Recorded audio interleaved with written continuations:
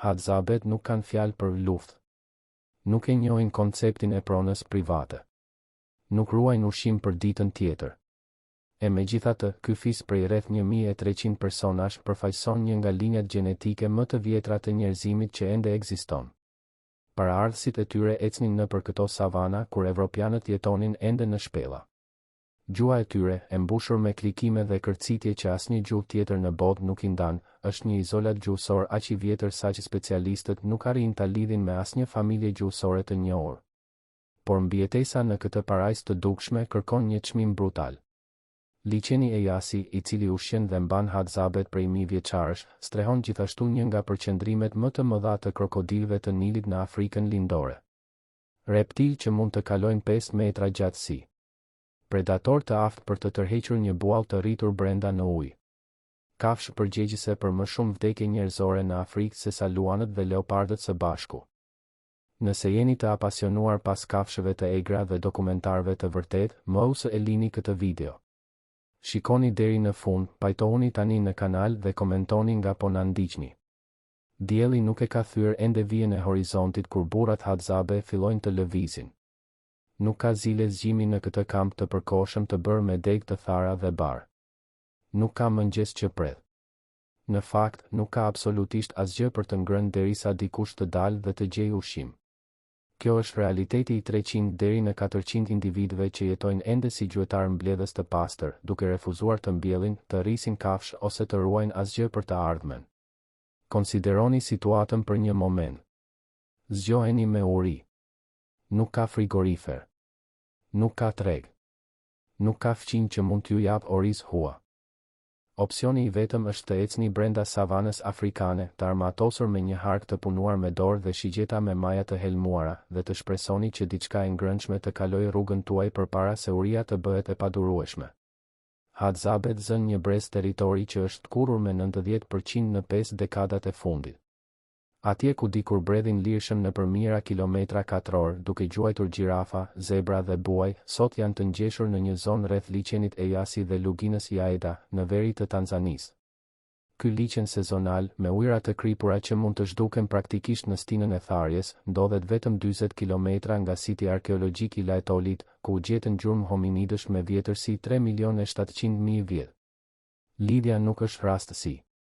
Hadzabet përfaqësojnë një vazhdimsi gjenetike dhe kulturore që daton që nga banorët e parë njerëzor të rajonit. Studimet e ADN-s dëshmojnë se ata nuk kanë të afërm gjenetik të afërt të njohur. Janë, fjalë për fjalë, një linje e izoluar e njerëzimit, e ruajtur në këtë qoshe të largët të luginës së madhe të Riftit. Mendoni skenarin me të cilin këta gjuetar përballen çdo mëngjes. Dielli që lind ndriçon një peizazh me akacie me gjemba dhe baobab gjigantë. Zogjt fillojnë të këndojnë. Dhe në brigjet e liçenit, forma të errëta dhe të palvizshme pushojnë mbi balë.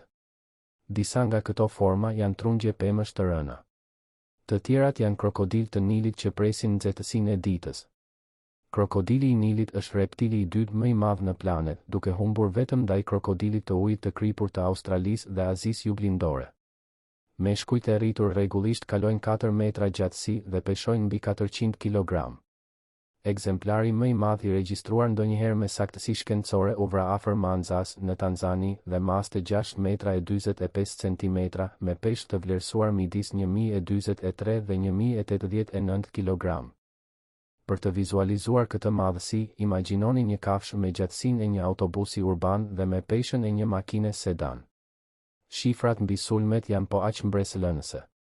Midis vitit 2010 dhe 2019, Tanzania regjistroi zyrtarisht 575 sulme krokodilësh ndaj qenieve njerëzore. 58% e këtyre sulmeve ishin fatale.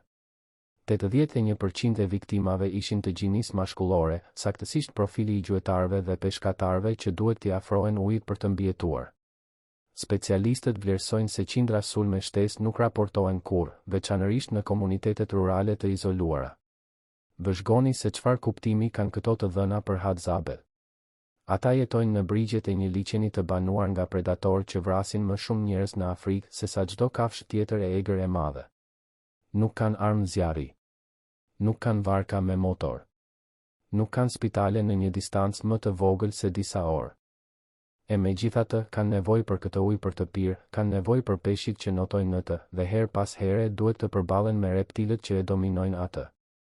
Gjuetia tradicionale hadzabe përdor harqe të bëra nga druri lokal dhe shigjeta me maja të trajtuara me helmin e nxjerrë nga shkurja Adenium coetaneum. Ky helm paralizon prenjë gjatë disa orëve, duke i lejuar gjuetarët të gjurmojnë kafshën e plagosur derisa ajo të dorëzohet. Teknika funksionon në mënyrë perfekte për impalat, dikdikët, babuinët dhe madje edhe kafshët më të mëdha si kudut dhe derat e egër.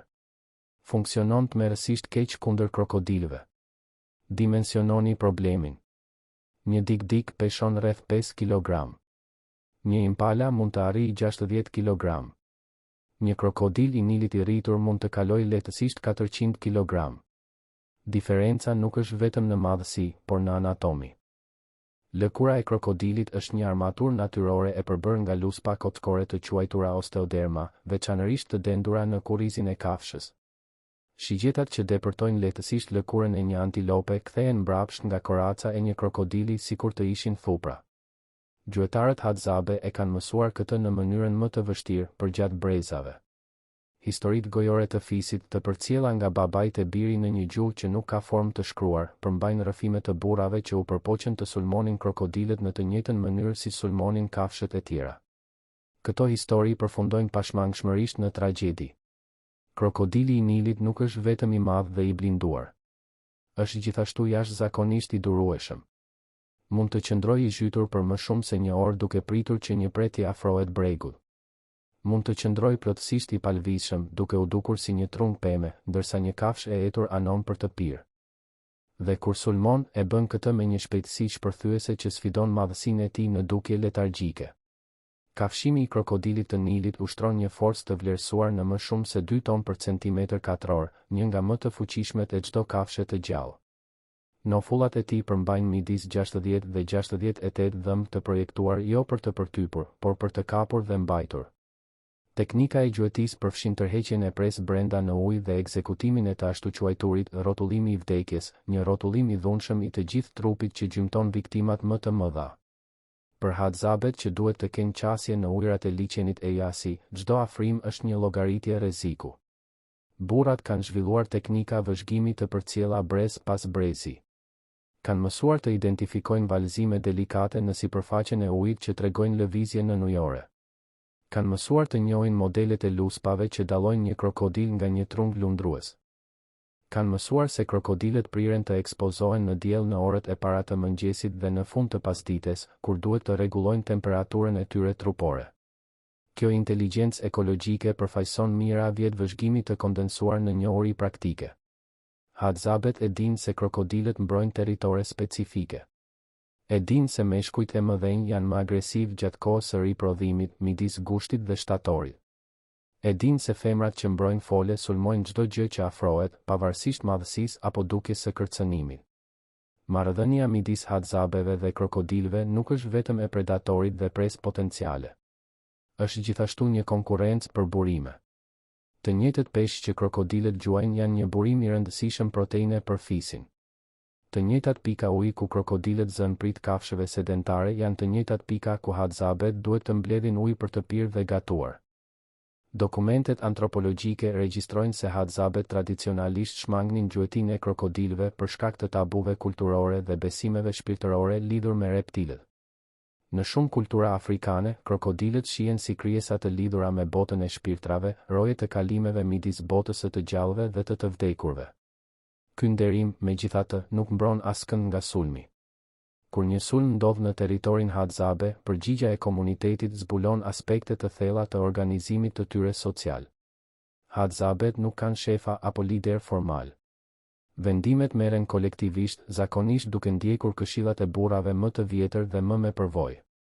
Nuk ekziston sistem hakmarrjeje apo ndëshkimi të organizuar. Nëse një antar i fisit vritet nga një krokodil, kampi thjesht zhvendoset në një vend tjetër. Kjo lëvizshmëri është qendrore për mbijetesën hadzabe. Një kamp tipik qëndron në të njëjtin vend vetëm për 4 deri në 6 javë përpara se të zhvendoset. Kur dikush sëmuret në një vend, i gjithë grupi lëviz duke e lidhur sëmundjen me vendin dhe jo me shkaqe të brendshme. Kur burimet e gjuetisë ose mbledhjes shtërohen në një zonë, lëvizja vazhdon. Kur një krokodil sulmon, logjika është e njëjtë, problemi është te vendi, jo te krokodili. Megjithatë, ekzistojnë situata ku ballafaqimi bëhet i pashmangshëm. Periudhat e tharjes ekstreme reduktojnë liçenin e jasi në pelgje të shpërndara, duke përqendruar si njerëzit ashtu edhe krokodilët rreth të njëjtave burime uji të mbetura. Në këto momente, bashkëjetesa paqësore bëhet e pamundur. Gjuetarët Hadzabe që zgjedhin të përballen me krokodilët kanë zhvilluar teknika specifike për këto situata ekstreme. Njohuria për cilët gojarisht dhe demonstrohet në praktik, kur nuk regjistrohet në asnjë formë të shkruar. Antropologët që kanë jetuar me fisin kanë dokumentuar disa nga këto praktika, por pranojnë se shumë mbetet e panjohur. Rregulli i parë është kur të mos sulmosh një krokodil në ujë. Në ujë, krokodili zotëron të gjitha avantazhet, shpejtësinë, manovrimin, aftësinë për të zhytur dhe për të sulmuar nga poshtë. Shansi i vetëm për sukses përfshin pritjen që kafsha të dalë për të ngrohur në diell dhe pastaj afrimin nga toka, duke përdorur vegjetacionin si mbulesë. Rregulli i dytë përfshin zgjedhjen e objektivit. Hadzabet kanë mësuar se koraca dorsale e krokodilit është praktikisht e papërdorshme nga armët e tyre tradicionale. Barku, megjithatë, është ndjeshëm më i bull. Sytë janë të prekshëm. Artikulacioni i qafës, nëse goditet saktësisht, mund të imobilizojë kafshën. Rregulli i tretë është më i rëndësishmi, kur mos sulmo vetëm. Ballafaqimet me krokodilet janë ndërmarrje kolektive që përfshin gjuetar të shumtë që punojnë në koordinim. Ndërsa disa burra shpërqendrojnë kafshën, të tjerët pozicionohen për sulme vendimtare. Komunikimi gjatë këtyre ballafaqimeve përdor sinjale gjestuale të heshtura të zhvilluara posaçërisht për këtë qëllim. Armët e përdorura kanë evoluar përgjatë kohës. Përveç harqeve dhe shigjetave tradicionale, gjuetarët përdorin heshta druri të forcuara në zjarr, me maja të mprehta të afta për të depërtuar lëkurën ventrale të krokodilit. Disa grupe kanë përfshirë hanxar të marrë përmes shkëmbimeve me fiset fqinje, veçanërisht datogat, të cilët janë kovaç të specializuar.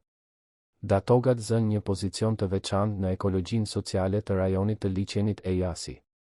Janë barim bagëtish që migruan në zonë në fillim të shekullit të 20, duke ikur nga zgjerimi masaj. Prodhon mjete metalike duke përfshirë maja shigjetash dhe thika, të cilat i shkëmbejnë me hadzabet për mjaltë të egër dhe lëkur kafshësh. Kjo marrëdhënie tregtare i ka lejuar hadzabet të kenë qasje në teknologjinë metalike pa braktisur stilin e tyre të jetesës tradicional. Lëkura e krokodilit përfaqëson një artikull shkëmbimi veçanërisht të vlefshëm. Ndërsa lëkurat e antilopave dhe kafshëve të tjera më të vogla përdoren nga vetë hadzabet për veshje dhe strehime të përkohshme, lëkura e krokodilit ka vlerë tregu që të i kalon ekonominë lokale. Tregtarët nga Bregdeti, ndërmjetësit e fshatrave të afërt dhe madje edhe turistët e rastësishëm kërkojnë këtë material.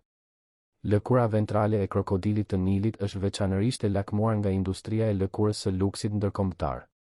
Luspat e saj katrore dhe uniforme, tekstura e saj e lëmuar dhe qëndrueshmëria e saj e jashtëzakonshme e bëjnë atë një nga lëndët e para më të shtrenjta në botën e modës. Një lëkurë e cilësisë së parë me 40 cm gjerësi mund të vlejë më shumë se $360 vetëm për lëndën e parë të papërpunuar. Për hadzabet, të cilët nuk përdorin para në transaksionet e tyre të brendshme dhe shpesh nuk e kuptojnë konceptin e vlerës monetare abstrakte, këto lëkurë përfaqësojnë monedhë shkëmbimi për artikuj që nuk mund t'i prodhojnë. Maja metali për shigjeta, pëlhura për gratë që her pas here adoptojnë veshje moderne, duhan ose marijuan që disa antar të fisit konsumojnë socialisht. Mishi i krokodilit gjithashtu ka vlerë domethënëse. Megjithse hadzabet tradicionalisht konsumojnë kryesisht gjitar dhe shpend, mishi i krokodilit vlerësohet për përmbajtjen e tij të lartë proteinike. Një gjuetje e vetme e suksesshme mund të sigurojë proteinë të mjaftueshme për të ushqyer një kamp të tërë prej 20 deri në 30 persona për disa ditë. Përpunimi i një krokodili të vrarë ndjek procedura specifike të përcjella nga tradita gojore. Dhjami i kafshës ndahet me kujdes dhe përdoret si përgatim ashtu edhe për qëllime mjekësore tradicionale. Në disa kultura afrikane, dhjami i krokodilit konsiderohet një ilaç për infeksionet e veshit, problemet pulmonare dhe madje si antidot për helmime. Kafka e krokodilit ka rëndësi shpirtërore në shumë tradita të rajonit. Shpesh ruhet si trofe nga gjuetari që jep goditjen fatale, duke simbolizuar si arritjen personale ashtu edhe mbrojtjen shpirtërore kundër sulmeve të ardhshme. Dhëmbët individual shpohen dhe përdoren si amulete ose përfshihen në gjerdan ceremonial. Procesi i plot, nga gjuetia deri te shfrytëzimi total i kafshës, mund të zgjasë disa ditë. Së pari, identifikimi dhe gjurmimi i një kafshe të përshtatshme. Pastaj, afrimi i koordinuar që mund të kërkojë orë të tëra pritjeje të heshtur. Sulmi i mirëfillt, që zgjat sekonda por mund të rezultojë në lëndime të rënda ose vdekje për gjuetarët. Imobilizimi i kafshës, e cila mbetet e rrezikshme edhe e plagosur rënd. Therrja përfundimtare. Transporti, shpesh në pjesë drejt kampit. Dhe në fund përpunimi metodik i çdo komponenti të shfrytëzueshëm. Gjatë gjithë këtij procesi, hadzabet dëshmojnë një karakteristikë që përcakton kulturën e tyre, ndarjen absolute. Pavarësisht se kush mori pjesë në gjueti, mishi shpërndahet në mënyrë të barabartë midis të gjitha familjeve të kampit. Gjuetari që jep goditjen fatale merr ndere simbolike, duke përfshirë të drejtën për të konsumuar pjesë të caktuara të kafshës përpara të tjerëve, por nuk merr porcion më të madh ushqimi. Ky barazizëm radikal shtrihet në praktikisht të gjitha aspektet e jetës hadzabe. Nuk ekziston grumbullim pasurie.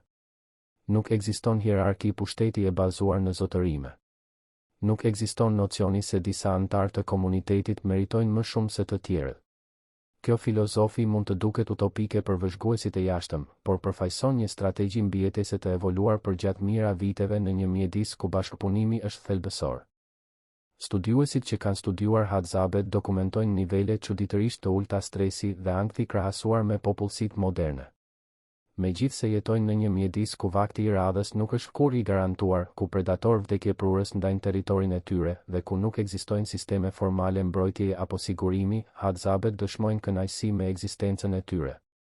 Antropologu Frank Marlowe, i cili jetoi gjerësisht me fisin, dokumentoi se gjuetarët hadzabe shpenzojnë vetëm 3 deri në 4 orë në ditë në aktivitetet e jetesës. Pjesa tjetër e kohës i kushtohet socializimit, pushimit dhe aktiviteteve rekreative. Kjo ekonomi e kohës përfaqëson një përmbysje dramatike të modeleve moderne, ku puna shpesh konsumon shumicën e orëve të zgjimit.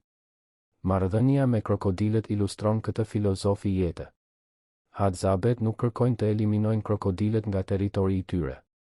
Nuk organizojnë fushata gjuetie për të reduktuar popullsinë e reptilëve. Thjesht përshtatin sjelljen e tyre me realitetet e bashkëjetesës, duke shmangur zonat me rrezik të lartë kur është e mundur, duke u përballur me rrezikun kur është e nevojshme dhe duke pranuar humbjet kur janë të pashmangshme. Ky pranim nuk do të thotë pasivitet.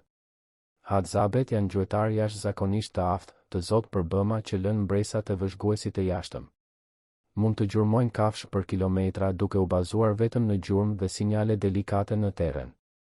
Mund të godasin objektiva në lëvizje me harqet e tyre të prodhimit në dukje primitiv. Mund të identifikojnë 10 lloje bimësh të ngrënshme dhe mjekësore në një peizazh që duket homogjen për syrin e patrajnuar. Helmi që përdorin në shigjetat e tyre përfaqëson një njohuri farmakologjike të sofistikuar. I nxjerrën nga shkurja adenium coetaneum dhe i përpunuar përmes teknikave specifike të zjerjes, prodhon një toksin që paralizon prend pa e bërë mishin toksik për konsum njerëzor. Gjuetarët testojnë fuqinë e helmit duke provuar pika të gjakut të kafshës së vrarë. Një shije e hidhur intensive tregon se paraliza ishte efektive. Gratë hadzabe, nga ana e tyre, zotërojnë një repertor po aq mbresëlënës njohurish. Janë përgjegjëse për mbledhjen e zhardhokëve, frutave të egra, farave të baobabit dhe mjaltit. Mund të identifikojnë më shumë se 200 lloje bimësh të përdorshme në rajonin e tyre. Prodhon shporta për transport, përgatisin strehimet e përkohshme të kampit dhe kujdesen për fëmijët në një sistem rritjeje kolektive ku të rritur të shumë, të lidhur ose jo, marrin pjesë në kujdes. Dieta që rezulton nga ky kombinim i gjuetisë dhe mbledhjes është jashtëzakonisht e larmishme. Studimet nutricionale dëshmojnë se hadzabet konsumojnë më shumë se 100 gram fibër ushqimore në ditë, për afërsisht 10 herë më shumë se dieta tipike perëndimore. Kjo diversitet ushqimor mbështet një mikrobiom intestinale jashtëzakonisht të pasur, me përafërsisht 40% më shumë diversitet bakterial se sa popullsitë e industrializuara. Mjalti zë pozicion të veçantë në hierarkinë e ushqimeve hadzabe. Kur u prezantohen fotografi të ushqimeve të tyre kryesore, mjaltit, mishit, baobabit, frutave dhe zhardhokëve, hadzabet pashmangshmërisht e klasifikojnë mjaltin si më të dëshirueshmin. Kjo preferencë të i kalon thjesht kënaqësinë e shijes. Mjalti përfaqëson një burim të përqendruar energjie kalorike në një mjedis ku kaloritë mund të jenë të pakta. Mbledhja e mjaltit përfshin rreziqe të veta. Hadzabet nxjerrin mjalt nga 7 lloje të ndryshme bletësh të egra, duke u ngjitur në baobab gjigant që mund të kalojnë 30 metra lartësi. Përdorin tym për të qetësuar bletët dhe sepata për të hapur zgavra në trungje. Një rënje nga kjo lartësi është potencialisht fatale dhe pickimet e shumta mund të shkaktojnë reaksione alergjike të rënda. Ekziston madje një zog, treguesi i mjaltit, që ka zhvilluar një marrëdhënie simbiotike me gjuetarët hadzabe. Zogu lokalizon zgjojet dhe udhëheq njerëzit drejt tyre përmes thirrjeve karakteristike. Pas nxjerrjes, zogu ushqehet me dyllin që njerëzit lën pas. Ky bashkëpunim ndër specie është i dokumentuar në traditat gojore hadzabe dhe i verifikuar nga vëzhguesit shkencëtar. Kontrasti midis kësaj ekzistence dhe jetës moderne nuk mund të ishte më i theksuar. Hadzabet nuk njohin obezitetin. Nuk vuajnë nga diabeti i tipit 2. Nuk shfaqin sëmundjet kardiovaskulare që shkatërrojnë popullsitë e industrializuara. Shkalla e tyre e kancerit, megjithse e vështirë për t'u dokumentuar me saktësi për shkak të izolimit, duket ndjeshëm më e ulët se mesatarët globale. Këto rezultate shëndetësore nuk rrjedhin nga gjenetika e privilegjuar apo mjedisi i pastër nga patogjenët. Hadzabet jetojnë në një territor ku malaria, tuberkulozi dhe infeksionet parazitare janë endemike. Nuk kanë qasje në vaksina apo antibiotik. Kur sëmuren rënd, shpesh vdesin. Por ata që mbijetojnë fëmijërinë priren të jetojnë jetë të shëndetshme deri në mosha të thyra. Jetëgjatësia hadzabe, për ata që arrin moshën e rritur, është e krahasueshme me atë të shumë popullsive moderne. Pleq të moshës 70, 80 dhe madje 90 vjeç gjenden në kampe, duke kontribuar ende në jetën komunitare sipas aftësive të tyre.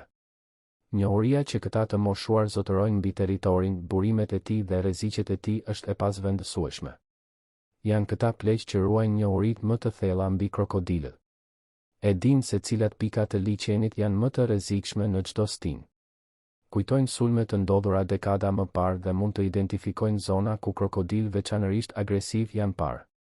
Historitë dhe paralajmërimet e tyre formojnë një hartë rreziku të përcjellë gojarisht përmes brezave. Qeveria e Tanzanisë e njeh situatën unike të hadzabeve. Janë grupi i vetëm në vend që nuk paguan taksa. Janë të vetmit të autorizuar për të gjuajtur në Serengeti, ku gjuetia është ndaluar për të gjithë të tjerët.